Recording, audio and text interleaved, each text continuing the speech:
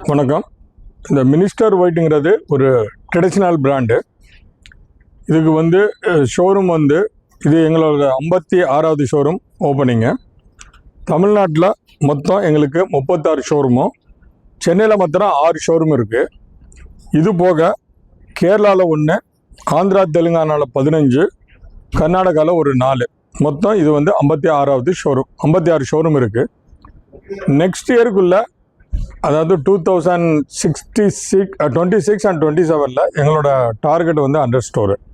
Next இயருக்குள்ளே ஒரு 100 store போடுவோம்.